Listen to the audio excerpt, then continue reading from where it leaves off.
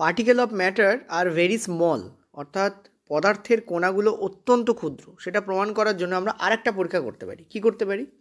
আমরা নিতে পারি ক্লিন ওয়াটার, যেটা 100 ml ওয়াটার, আমরা পরিষ্কার বিশুদ্ধ 100 ml ওয়াটার নিয়েছি, আর তার মধ্যে আমরা 1 থেকে 2 টুকরো কি ফেলে দিচ্ছি, KMnO4 ফেলছি। যদিও এখানে অনেকগুলো দেখিয়েছি, বাট বেসিক্যালি এখানে 1 থেকে 2টোই ফেলা হয়, KMnO4, অর্থাৎ পটাশিয়াম পারম্যাঙ্গানেট, এখানে তোমাদের লিখে রেখে দিয়েছি। তো কি হয়, যেই তুমি এর মধ্যে পটাশিয়াম পারম্যাঙ্গানেটকে দেবে, সঙ্গে সঙ্গে এর কালারটা এরকম হয়ে যাবে। পটাশিয়াম পারম্যাঙ্গানেটের কালার হচ্ছে পিঙ্কিশ কালার হয়, ঠিক আছে, গোলাপি রঙের দেখতে হয়। যেই তুমি দেবে সেটা দেখতে কেমন হয়ে যাবে, দেখতে এরকম হয়ে যাবে। এখনও এখানে 100 ml আছে, বাট এটা এখন 100 ml সলিউশন তৈরি হয়েছে, পটাশিয়াম পারম্যাঙ্গানেট আর জলের সলিউশন তৈরি হয়েছে। এর থেকে তুমি কি করলে 10 ml, এখানে কতটা তুলছো, 10 ml সলিউশন তুলে নিলে, ঠিক আছে। তুলে নিয়ে কী করলে, এটাকে কী করলে তুমি এর মধ্যে দিলে। কার মধ্যে দিলে? এই সলিউশনটাকে তুমি কী করলে, এর মধ্যে দিলে। 1 মিনিট। হ্যাঁ, তো যেটা বলছিলাম যে আমরা এখানে 90 ml করে ওয়াটার নিয়েছি, আর আমরা কি করছি, এই জায়গা থেকে আমরা 10 ml করে এইখানকার যে সলিউশন সেটা তুলে নিচ্ছি। নেওয়ার পর কি করছি, এই সলিউশনটাকে আমরা দিচ্ছি এর মধ্যে, ঠিক আছে। এই সলিউশনটাকে আমরা কি দিচ্ছি, এর মধ্যে দিচ্ছি। এখানে কী ছিল, প্রথমে 90 ml ওয়াটার ছিল, আর এই 10 ml এখানে যোগ হলো। তার মানে এটা কত হয়ে গেল, এটা কিন্তু আবার সেই 100 ml পরিণত হলো, ঠিক আছে। আমরা দেখলাম এখানে তো টোটালটাই জল ছিল, আর আমরা এর থেকে সলিউশন তুলে যখন এতে দিচ্ছি, তখন দেখছি এটাও হালকা পিঙ্ক কালারের হয়ে যাচ্ছে। এবার আমরা কি করলাম, এই যে আমাদের নতুন 100 ml তৈরি হলো, তার থেকে আবার আমরা কি করলাম, 10 mlকে তুলে নিলাম, এবং এই 10 ml কী করলাম, এই নতুন আর একটা বাকেটে দিলাম, যাতে শুধুমাত্র 90 ml ওয়াটার ছিল। প্রথমে কী ছিল, 90 ml ওয়াটার, তার মানে এখানে কী হলো, 90 ml ওয়াটার, আর এই যে 10 ml তুলেছি তার 10 ml এখানে অ্যাড হলো। তার টোটাল এটা কত হয়ে গেল, আবার 100 ml হয়ে গেল। আমরা দেখলাম এখানেও এই যে হালকা মিশ্রণ ছিল, তার থেকে 10 ml তুলে যখন বিশুদ্ধ নীল জলে আমরা দিচ্ছি, তখন দেখতে পাচ্ছি সেটা আবার পিঙ্ক হয়ে যাচ্ছে। তার মানে ভালো করে ভাবো, আমরা এখানে মাত্র 1 থেকে 2টো KMnO4 দিয়েছিলাম, যেটা টোটাল নীল জলকে গোলাপি করে দিয়েছিল। আমরা কি করলাম, এই গোলাপি জলের মিশ্রণ থেকে মাত্র 10 ml তুলে 90 ml জলের মধ্যে দিলাম, দেখলাম সেটাও হালকা গোলাপি হয়ে যাচ্ছে। এই হালকা গোলাপির 10 ml তুলে আবার আমরা 90 ml বিশুদ্ধ জলের মধ্যে দিলাম, দেখলাম এটাও হালকা হয়ে গেছে। তার মানে এটা কী প্রমাণ করছে, যে সামান্য এই কয়েক টুকরো KMnO4 দেখো কতবার 100 ml জলকে কি করে দিচ্ছে, গোলাপি করে দিচ্ছে। এর থেকে প্রমাণ হচ্ছে কি, যে এই যে KMnO4 এর, অর্থাৎ পটাশিয়াম পারম্যাঙ্গানেটের যে টুকরো ছিল, সেটা বেসিক্যালি বারবার ভেঙে ভেঙে ক্ষুদ্র ক্ষুদ্র কণায় পরিণত হচ্ছে, এবং সেটা বারবার এই জলের সঙ্গে মিশছে এবং জলকে আবার নিজের কালার দান করছে। এর থেকে কি প্রমাণিত হয়, যে particle of matter very small, এবং তারা ডেফিনেটলি একে অপরের সাথে মিশ্রিতও হতে পারে। এটাও প্রমাণিত হচ্ছে, মিশ্রিত হতে পারে, প্রমাণিত হচ্ছে না, যে এরা একে অপরের সাথে কী হতে পারে, মিশ্রিত হতে পারে, এবং এরা বারবার ক্ষুদ্র ক্ষুদ্র কণায় কী হতে পারে, বিভাজিতও হতে পারে। এটাও কিন্তু প্রমাণিত এখান থেকে আমরা করতে পারি, ঠিক আছে। এবং তুমি দেখতে পাচ্ছ জলের মধ্যে পটাশিয়াম পারম্যাঙ্গানেট বারবার মিশ্রিত হচ্ছে, তার মানে জলের অণুগুলোর মধ্যে ফাঁকা স্থান রয়েছে, তার মধ্যে পটাশিয়াম পারম্যাঙ্গানেট বারবার ঢুকছে, এবং যার ফলে আমরা এটাও দেখতে পাবো যে এখানে কিন্তু এই যে জলের যে তল, সেটা কোনোভাবেই দেখো বাড়বে না, মানে জলের আয়তন কিন্তু বাড়বে না, যা প্রথমে ছিল তাই থাকছে। যেই তুমি 90 ml এর সঙ্গে 10 ml মেশাচ্ছ, আগের বারে যা ছিল এবারে এক্স্যাক্টলি তাই হয়ে যাচ্ছে। ক্লিয়ার হয়েছে আশা করি, অতএব আয়তনও বাড়ছে না। ক্লিয়ার হয়েছে? চলো নেক্সট এক্সপেরিমেন্টে যাব। এটা থেকে কি প্রমাণিত হচ্ছে, যে ম্যাটারের যে পার্টিকেলগুলো সেগুলো প্রচণ্ড স্মল, এবং উভয়ের সাথে মিশ্রিত হতে পারে। 3 নম্বর কি প্রমাণিত হতে পারে, যে প্রত্যেকটা যে আমাদের পদার্থ আছে, তাদের যে কণা আছে, তাদের মধ্যে যথেষ্ট ফাঁকা স্থান বর্তমান। ঠিক আছে, চলো। এক ঘরে ঠাম্মা বা দাদু পুজো করছে, এবং আর এক ঘরে তার ধূপের গন্ধ যাচ্ছে। এটা আমরা প্রায়ই লক্ষ্য করে থাকি। এই ধূপের গন্ধ উঠতে উঠতে উঠতে উঠতে এক ঘর থেকে আর এক ঘরে ডেফিনেটলি যায়।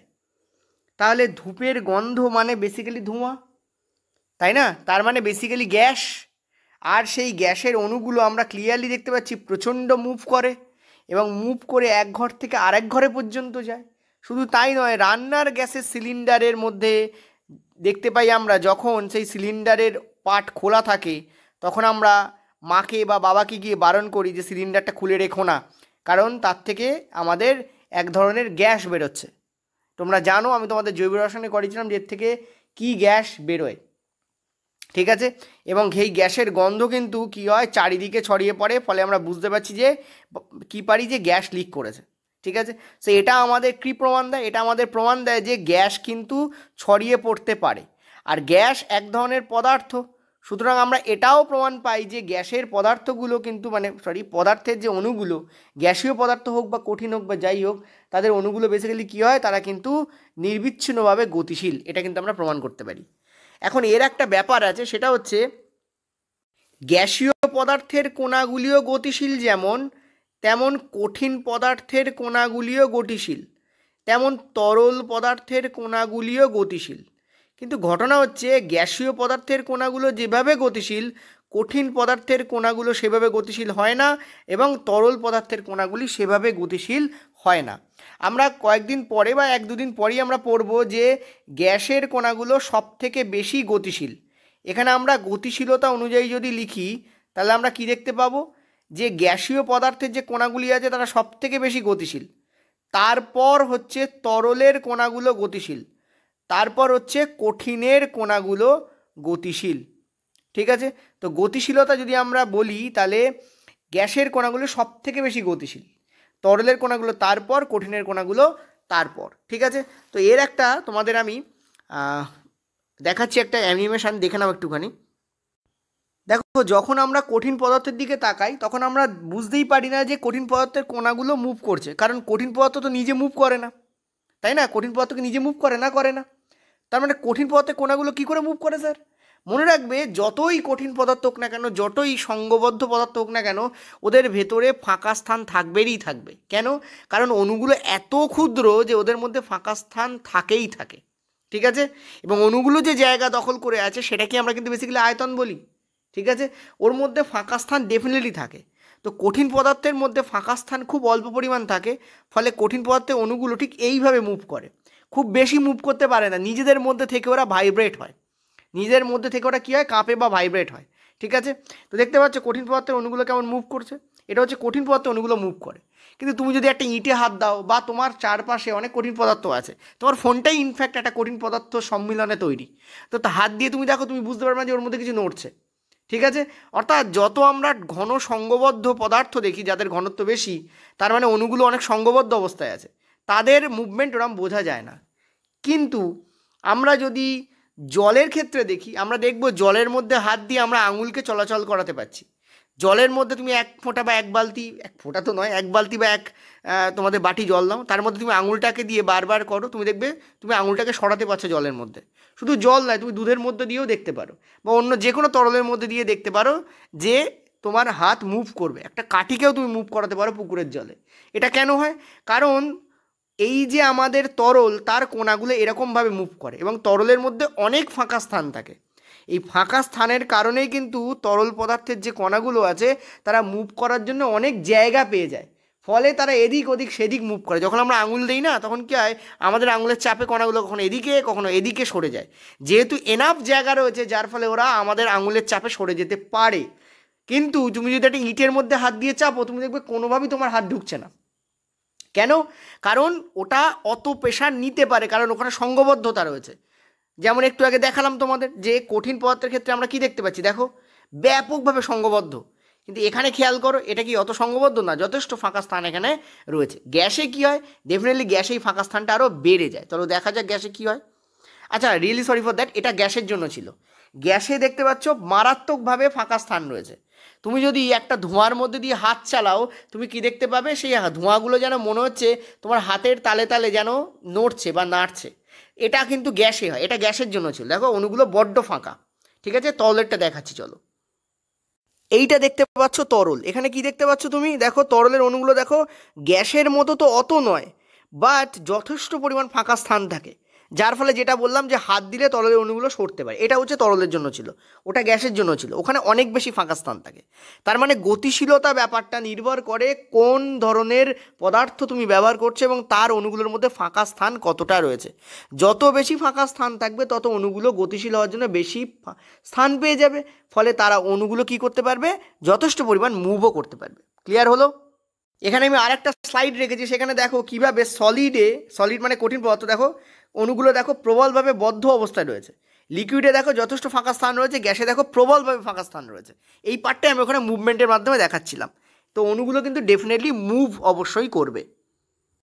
দেখো এখানে আমি আরেকবার রেখেছি, মানে রেখে তোমাদের বোঝাচ্ছি ব্যাপারটা। সেটা হচ্ছে দেখতে পাচ্ছ এই অণুগুলো অনেকটা টাইটলি হোল্ড করে আছে, এরকম একদল বালক বালিকার মতো লাগছে, তাই না? বয়েজ অ্যান্ড গার্লসের মতো লাগছে, যারা একে অপরকে টাইটলি হোল্ড করে আছে। ঠিক আছে, এরা টাইটলি হোল্ড করে আছে, ফলে এদের মধ্যে কি আর কাউকে দাঁড় করানো যাবে? যাবে না। এরকমই হয় বিশেষ করে কঠিন পদার্থের ক্ষেত্রে। দেখতে পাচ্ছ এটা হচ্ছে কঠিন পদার্থের অণুগুলো, ঠিক আছে, জায়গায় নেই, এই জন্য এইভাবে দাঁড়িয়ে আছে এরা। ঠিক আছে, এখানে খেয়াল করে দেখো এরা একটু ফাঁকা ফাঁকা অবস্থায় দাঁড়িয়ে আছে। এটা হচ্ছে তরল পদার্থের যে অণুগুলো হয় তাদের ক্ষেত্রে আমরা এটা দেখি। আর এটা হচ্ছে গ্যাসের ক্ষেত্রে দেখি, গ্যাসীয় ক্ষেত্রে আমরা কি দেখি, যে এরা লাফাচ্ছে, প্রবলভাবে লাফাচ্ছে। এই ব্যাপারটা আমরা গ্যাসের মধ্যে দেখি। আচ্ছা, আর একটা জিনিস মনে রাখবে, এই যে স্পেস আমরা বলছি এটার একটা নাম আছে, এটাকে আমরা কি বলি জানো? এটাকে আমরা বলি inter particle space, inter particle space, ঠিক আছে, বা ইন্টার মলিকিউলার স্পেস। কি বলা হয়? Inter molecular space. স্পেস লেখার জায়গাটা পাচ্ছি না, বুঝতে পারছি, ইন্টার পার্টিকেল স্পেস বা ইন্টার মলিকিউলার স্পেস একে বলা হয়। ক্লিয়ার হয়েছে? ইন্টার পার্টিকেল শব্দের অর্থ কি? আন্তঃকণা স্থান, আন্তঃকণা স্থান। যেমন তোমরা পড়তো না আন্তঃকোষাস্তর স্থান, আন্তঃকোষান্তর শব্দের অর্থ কি? কোষের মধ্যবর্তী। সেরকম পার্টিকেলের টি কাটিনি আমি, আন্তঃকণা স্থান, বা এটাকে বলা হয় মলিকিউলার শব্দের অর্থ কি? অণু, আণবিক স্থান বলা হয় এটাকে, অর্থাৎ অণুগুলোর মধ্যে যে স্থান থাকে। ক্লিয়ার হয়েছে আশা করি? চলো নেক্সট স্লাইড। দেখো আমাদের কণাগুলো যে নির্বিচ্ছিন্নভাবে গতিশীল, ঠিক আছে, আমাদের কণাগুলো যে নির্বিচ্ছিন্নভাবে গতিশীল তার আরও দুটো পরীক্ষা এনসিইআরটিতে দেওয়া আছে। বলা হয়েছে যে এটা তো ফার্স্ট পরীক্ষা ছিল, তোমাদের বললাম যে তোমরা ধূপের গন্ধ পাবে।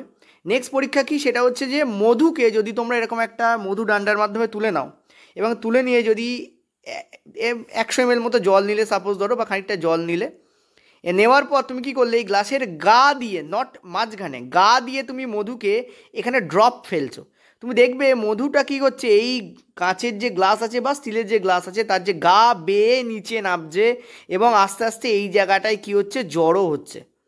মধু কিন্তু অনেক বেশি ঘন হয়, মধু কিন্তু যথেষ্ট ঘন হয়। এবার তুমি যদি এরকম সেম জিনিসটা তুমি নীলকালির সাথে করো, তুমি দেখবে নীলকালির ড্রপ ফেলার সাথে সাথে সেটা কিন্তু কী হচ্ছে, চারিদিকে ছড়িয়ে পড়ছে। এবং তুমি এটাও দেখবে যে মধুর থেকে এর ছড়ানোর হারটা বেশি। নীল কালি বা লাল কালি বা যে কোনো কালি, দোলের সময় রং খেলো সেই রঙও নিতে পারো, গুলে তুমি এর মধ্যে দিতে পারো। তুমি দেখবে যে এই জলটাও 100 ml জল ধরো এবং তুমি কি করবে, এখানে নাড়াবে না, তুমি কি করবে না, তুমি এখানে ডান্ডা দিয়ে নাড়বে না, তুমি জাস্ট কি করবে, এটাকে ড্রপ ফেলবে, গা দিয়ে ফেলতে পারো।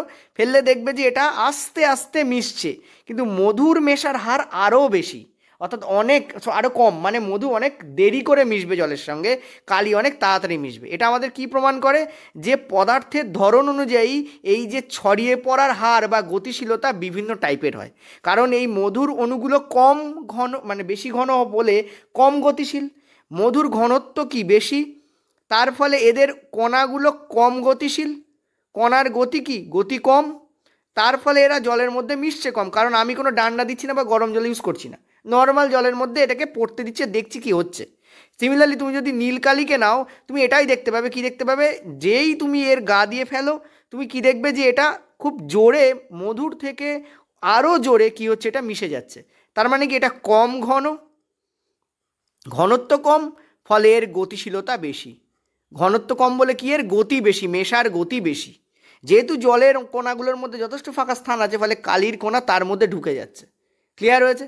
আর একটা জিনিস খেয়াল করো, যে আমরা দুটো ডিফারেন্ট জিনিসকে এখানে মেশাচ্ছি, তাই না? দুটো ডিফারেন্ট জিনিসকে মেশাচ্ছি, এরকম দুটো ডিফারেন্ট কণার যে মিশ্রণ হয়, কণার মিশ্রণকে আমরা কি বলি জানো? বলি ব্যাপন প্রক্রিয়া বলি।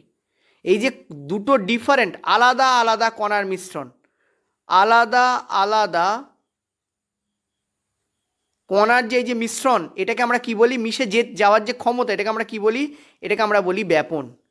ঠিক আছে, আলাদা আলাদা কণার মিশ্রণের ক্ষমতা, এই মিশে যাচ্ছে এই ঘটনাটাকে আমরা কি বলি? আমরা বলি ব্যাপন। ঠিক আছে, এটাকে আমরা কি বলি? ব্যাপন বা ডিফিউশন, DIFFUSION, এটাকে আমরা কি বলি? ব্যাপন বা ডিফিউশন। ভেরি ইম্পর্ট্যান্ট, কিন্তু এই পরীক্ষাগুলো এটা প্রমাণ করে যে এভাবে মিশে যেতে পারে। এই জায়গায় আমরা নীল কালিকে না নিয়ে, পয়েন্ট টু বি নোটেড, নীল কালিকে না নিয়ে আমরা তুঁতেকে নিতে পারি, তুঁতে। ঠিক আছে, অথবা তুঁতে হচ্ছে কপার সালফেট CuSO4, অথবা আমরা নিতে পারি পটাশিয়াম পারম্যাঙ্গানেটকে KMnO4কে। তুঁতের কালার হচ্ছে বেসিক্যালি নীলই হয়, আর পটাশিয়াম পারম্যাঙ্গানেটের কালার হয় গোলাপি। তো তুমি এই দুটোকে নিয়েও পরীক্ষা করে দেখতে পারো। ঠিক আছে, এই দুটোকে নিয়েও তুমি কি করতে পারো? পরীক্ষা করে দেখতে পারো। এবার আর একটা জিনিস বলি, যদি তুমি এখানে হিট দাও তাহলে কি হবে? চলো আমি নেক্সট পেজ নিয়ে নিচ্ছি। তার জন্য আরেকটা পরীক্ষা আমি নিয়েছি। এখানে আমরা কি করেছি দেখো ভালো করে। এখানে আমরা নিয়েছি হচ্ছে গরম জল। ঠিক আছে, এখানে আমরা কি নিয়েছি? গরম জল। ওকে, আর এখানে আমরা কি নিয়েছি? এখানে আমরা নিয়েছি ঠান্ডা জল। গরম জল থেকে ধোঁয়া বেরোচ্ছে, দেখেছো? ঠিক আছে, তো ঠান্ডা জল আমরা নিয়েছি। আর আমরা কি করেছি? এখানে KMnO4 নিয়েছি, অর্থাৎ পটাশিয়াম পারম্যাঙ্গানেটকে নিয়েছি, এবং তার দুটো এখানে কণাকে নিয়েছি। ঠিক আছে, ছোটো ছোটো টুকরোকে নিয়েছি, সেম। তা আমরা দেখতে পাচ্ছি যখন আমরা গরম জলের মধ্যে এঁকে দিচ্ছি এবং আমরা কোনো নাড়াচ্ছি না, এখানে কিন্তু আমরা নাড়াচ্ছি না এটাকে, মানে গুলিয়ে দিচ্ছি না। ঠিক আছে, নাড়াচ্ছি না, এটা একটা কি পয়েন্ট। আমরা যখন নাড়াচ্ছি না, জাস্ট এর মধ্যে দিয়ে রেখে দিয়েছি, তখন আমরা কি দেখতে পাচ্ছি? এখানে দেখতে পাচ্ছি দ্রুত এই জলটা লাল হয়ে যাচ্ছে বা পিঙ্ক হয়ে যাচ্ছে। আমরা কি দেখতে পাচ্ছি? দ্রুত গোলাপি বর্ণ ধারণ করছে, অর্থাৎ দ্রুত মিশে যাচ্ছে, গোলাপি বর্ণ ধারণ করছে। ঠিক আছে, এখানে আস্তে আস্তে ধীর গতিতে হচ্ছে, ধীর গতিতে গোলাপি বর্ণ হচ্ছে, গোলাপি বর্ণ ধারণ করছে। ঠিক আছে, কি হচ্ছে? ধীর গতিতে এটা গোলাপি বর্ণ ধারণ করছে। আর এক্ষেত্রে কি হচ্ছে? এটা দ্রুত গতিতে গোলাপি বর্ণ ধারণ করছে। এটা ধীর গতিতে হচ্ছে, এটা দ্রুত গতিতে হচ্ছে। তো এটাতে আমরা কি প্রমাণ পাচ্ছি? যে উষ্ণতা যখন বাড়ছে, এটাতে গরম জল, মানে এখানে এটা কি? এটা হচ্ছে উষ্ণতা, এটার কি? এটা উষ্ণতা বেশি, ফলে গতিশীলতাও বেশি। ঠিক আছে, ফলে কি? গতিশীলতাও কি হচ্ছে? বেশি হচ্ছে এটার ক্ষেত্রে। আর এখানে আমরা কি দেখতে পাচ্ছি? উষ্ণতা কম, ফলে গতিও কম, কারণ ঠান্ডা জল। তার মানে আমরা দেখতে পাচ্ছি উষ্ণতা বাড়লে গতিশীলতা বাড়ে, উষ্ণতা বাড়লে কি হয়? গতিশীলতা বাড়ে। এটার কেন হয় জানো? চলো নেক্সট স্লাইডে আমি তোমাদের বলে দিচ্ছি। দেখো, পদার্থের এই যে অণুগুলো আছে না, এদের মধ্যে আকর্ষণ বল থাকে। এরা একে অপরকে কি করতে পারে? আকর্ষণ করতে পারে। ঠিক আছে, এরা একে অপরকে কি করতে পারে? আকর্ষণ করতে পারে। এই আকর্ষণ বলকে আমরা কি বলি? আমরা বলি ইন্টার মলিকিউলার অ্যাট্রাকশন ফোর্স। ঠিক আছে, এই আকর্ষণ বলকে আমরা কি বলি? এই আকর্ষণ বলকে আমরা বলি আণবিক বা পারমাণবিক। একে আণবিকও বলা হয় বা পারমাণবিক বলা হয়। ঠিক আছে, আণবিক আকর্ষণ বল, আণবিক আকর্ষণ বল কি বলি আমরা? আণবিক আকর্ষণ বল। ইন্টার, মানে ইন্টার, মলিকিউলার, ঠিক আছে, molecular attraction, ATTRAC, attraction force বা ফোর্স অফ অ্যাট্রাকশনও বলা হয়, বা কি বলা হয় একে? Force of attraction, ATTRAC, force of অ্যাট্রাকশনও একে বলা হয়। এই যে আণবিক আকর্ষণ বল, এটা গ্যাসের মধ্যে সব থেকে কম থাকে। এই আকর্ষণ বলের নিরিখে যদি আমরা দেখি, তাহলে কঠিনে সব থেকে বেশি থাকে, তারপর থাকে তরলে, তারপর থাকে গ্যাসে। ঠিক আছে, কারণ গ্যাসের অণুগুলোর মধ্যে আকর্ষণ বল কম থাকে, গতিমানতায় গ্যাস বড় আর আকর্ষণ বলে কঠিন বড়। ঠিক আছে, সে এদের মধ্যে যে আকর্ষণ বল থাকে, এই আকর্ষণ বলটাকে ওপরে, আকর্ষণ বলের ওপরে কাজ করে থার্মাল এনার্জি, থার্মাল মানে তাপীয় এনার্জি, ঠিক আছে। থার্মাল এনার্জি যখনই তুমি হিট দিচ্ছ তখন কি হচ্ছে, ওর মধ্যে থার্মাল এনার্জি বা তাপীয় শক্তি উৎপন্ন হচ্ছে। এই তাপীয় শক্তি যত বাড়বে এই আকর্ষণ বল তত কমবে। এই আকর্ষণ বল কি হয়, তত কমে যায়। আর কি বাড়ে, আর গতিমানতা বেড়ে যায়। অর্থাৎ আকর্ষণ বলের সঙ্গে থার্মাল এনার্জি সম্পর্ক ব্যস্তানুপাতিক, গতির সঙ্গে সম্পর্ক সমানুপাতিক। যত তাপীয় এনার্জি, জাস্ট এ মিনিট, উল্টো দিয়েছি, যত তাপীয় এনার্জি বাড়বে তত আকর্ষণ বল কী হবে, কমবে, আর তত গতিও বাড়বে। এই আকর্ষণ বল মানে এই আকর্ষণ বলের কথা বলেছি। অর্থাৎ থার্মাল এনার্জি যত বাড়বে আকর্ষণ বল, এদের মধ্যে আকর্ষণ বল কী হয়, কমে যায়। মানে থার্মাল এনার্জি এদের আকর্ষণ বলের ঊর্ধ্বে উঠে কাজ করে, এদের আকর্ষণ বলকে ভেঙে দেয়, যার ফলে কণাগুলো আস্তে আস্তে একে অপরের থেকে ছিটকে চলে যেতে চায়। তোমরা দেখবে যে জলকে গরম করলে বাষ্পে পরিণত হচ্ছে, তার মানে তরল থেকে বাষ্পে পরিণত হচ্ছে। ভালো করে বোঝো একটা জিনিস, বলে দিচ্ছি। এই স্লাইডটাকে আমি আরেকবার নিলাম। এখানে কি দেখতে পাচ্ছিলে যে এটা গরম জল ছিল আর এখান থেকে বাষ্প উঠছিল, ভেপার। এটা কি, এটা হচ্ছে বাষ্প, আর এটা বেসিক্যালি কী ছিল, জল ছিল। তাহলে তুমি একটা জিনিস ভাবো, জলকে বাষ্প পরিণত করলে সেটা উড়ে যায়। উড়ে যায়টা কেন, জল তো আর উড়ে যায় না, গ্যাস ওড়ে।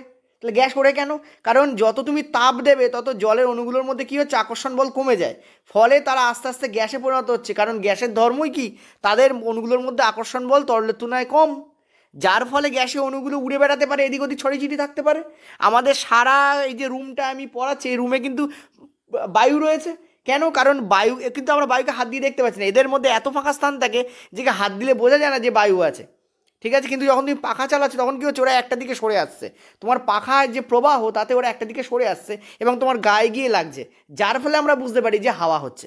অতএব আমরা কি দেখতে পাচ্ছি যে বাষ্পের ক্ষেত্রে তোমাকে যদি বলা হয় যে বাষ্পের গতিমানতা বেশি না জলে, তোমরা কি বলবে, বাষ্পের কণাগুলোর গতিমানতা বেশি, ঠিক আছে। জলের তুলনায় যদি আমরা গতি দিয়ে বলি তাহলে বাষ্পের গতি জলের তুলনায় বেশি, আর জলের গতি বরফের তুলনায় বেশি হবে। কারণ বরফ হচ্ছে কঠিন পদার্থ, এটা হচ্ছে গ্যাস, এটা হচ্ছে তরল, আর এটা হচ্ছে কঠিন। ফলে গতিমানতার দিক থেকে আমরা এইভাবে পাবো, বাষ্প গ্রেটার দ্যান জল গ্রেটার দ্যান বরফ। কিন্তু যদি আকর্ষণ বলের কথা বলি তাহলে কি দেখতে পাবো, যদি আমরা এখানে আকর্ষণ বলের কথা বলি তাহলে আমরা কি দেখতে পাবো, তাহলে আমরা দেখতে পাবো প্রথমে বরফ, কারণ বরফের আকর্ষণ ক্ষমতা ব্যাপক বেশি হবে, কারণ বরফ হচ্ছে কঠিন, বরফ তো কঠিন, তাই না। তারপর কি আসবে, তারপর আসবে জল, আর তারপর কি আসবে, তারপর আসবে বাষ্প, কারণ বাষ্পে সব থেকে কম হবে, তাদের মধ্যে যে inter molecular force of attraction সেটা কম হবে। ক্লিয়ার হয়েছে, ওকে, গুড টু গো।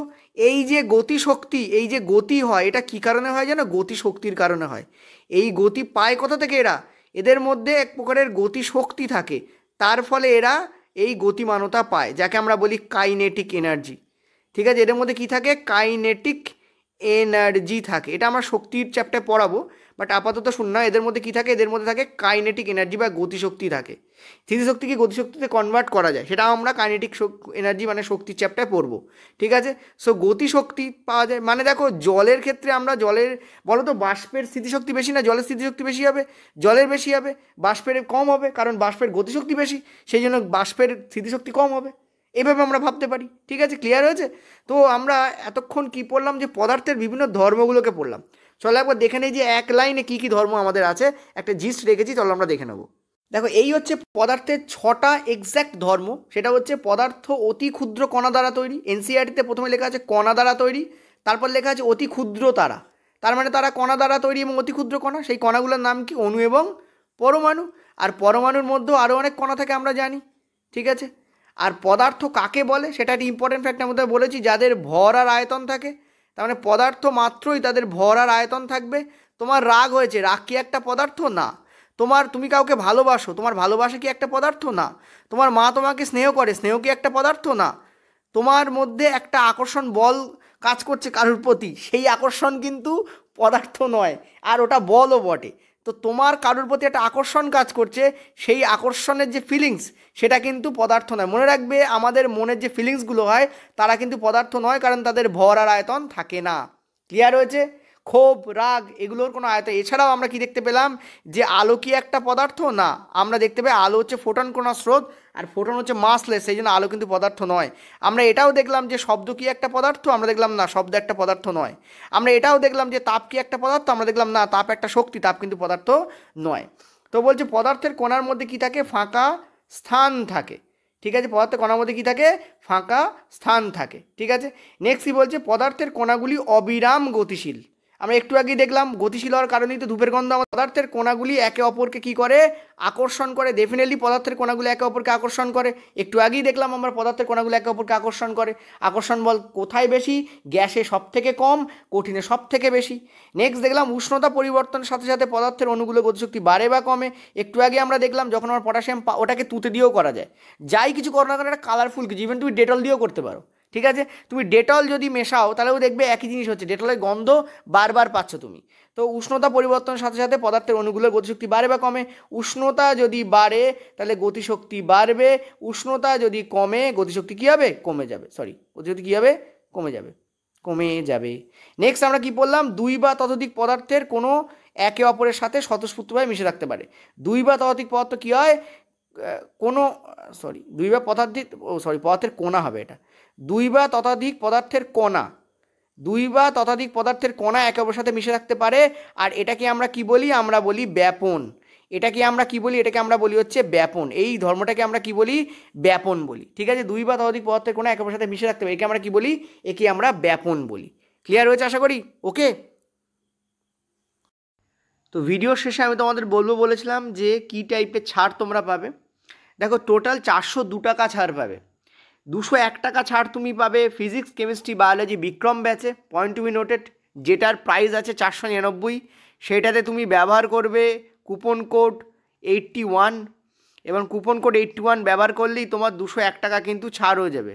যদি কেউ এই কুপনটা ব্যবহার করার পরেও তার স্পেশাল কোনো প্রবলেম হচ্ছে অ্যাপ ডাউনলোডে বা ইত্যাদি বা কুপন ইউজ করতে, সে 8670838797 এই নাম্বারে তুমি ফোন করতে পারো।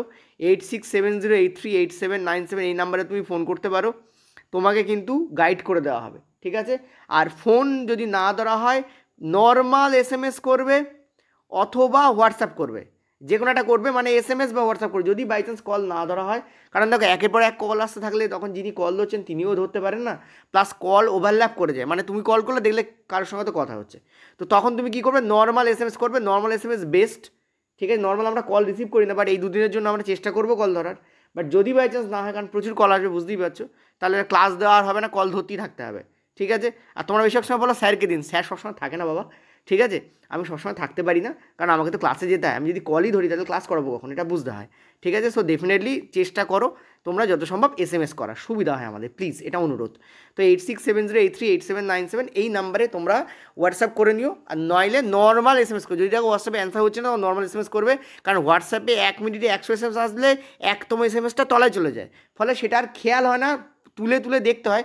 আমরা তুলে তুলে দেখি, বাট অনেক সময় মিস হয়ে যায়। তো সবাই তো মানুষ, এটা বুঝতে হয়। নেক্সট হচ্ছে স্পেশাল অফার কেন? কারণ এই ছাড় আমাদের এই 3-4 মাস আগে এসলে এই 201 টাকার ছাড়টা, তো এই 201 টাকা তোমাদের ছাড় চলবে। তোমরা যারা প্রিভিয়াস স্টুডেন্ট আছো বা যারা নতুন স্টুডেন্ট, দুই পক্ষই এই ছাড়টা পাবে।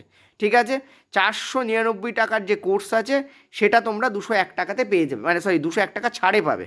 ঠিক আছে, তো এর থেকে 201 টাকা বাদ দিয়ে দাও, যেটা হবে সেইটা। নেক্সট যেটা আরেকটা কথা বলি, সেটা আমাদের ম্যাথেও ছাড় চলছে। চলো ম্যাথটা একবার দেখিয়ে দিই তোমাদের। দেখো, ম্যাথেও কিন্তু তোমরা 201 টাকা ছাড় পাবে।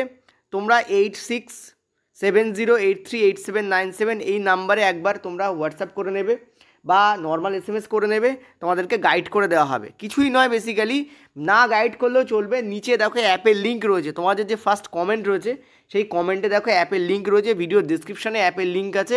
তোমরা সেখানে গেলেও অ্যাপ খুলে একটাই আমাদের ম্যাথ ব্যাচ আছে, পাটিগণিত এবং অ্যাডভান্স, তাতে তুমি ইউজ করবে 81 599 টাকার কোর্স, সেটা 201 টাকা তোমার কমিয়ে দেবে। এর থেকে বেশি ছাড় সত্যি কথা বলতে দেওয়া যায় না। 402 টাকা ছাড় মানে বুঝতে পারছো কতটা ছাড় দেওয়া হচ্ছে, মানে একদম হাফ করে দেওয়া হচ্ছে প্রাইস। ঠিক আছে, তো তোমরা ওটাকে অ্যাভেল করো, কারণ এই সুযোগটা খুব কমই আমরা সাধারণত প্রোভাইড করে থাকি। এখন ইন্ডিপেন্ডেন্স ডে উপলক্ষে আমরা চাইছি যে সবাই পড়াশোনা করুক, কেউ যেন বাদ না থাকে, সেই জন্য অত্যন্ত কমে তোমাদের দেওয়া হচ্ছে। যদি তোমরা ধরো যে 499 টাকার যে কোর্স আছে 201 টাকা বাদ দিয়ে যে টাকাটা হয় সেটাকে একটু 6 মাস 7 মাস দিয়ে ভাগ করে দেখো। এর যে আচ্ছা এটার ভ্যালিডিটি কতদিন থাকবে সেটাও একটু বলে দিই চলো। এটা ভ্যালিডিটি তোমাদের থাকবে হচ্ছে 31শে মার্চ 2026 অবধি।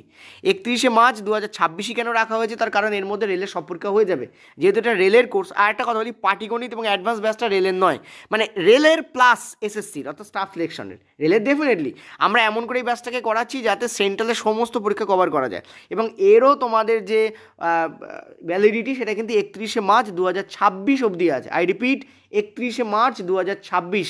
যে করার সে এর মধ্যে ক্র্যাক করে ফেলবে পরীক্ষা, পয়েন্ট টু বি নোটেড।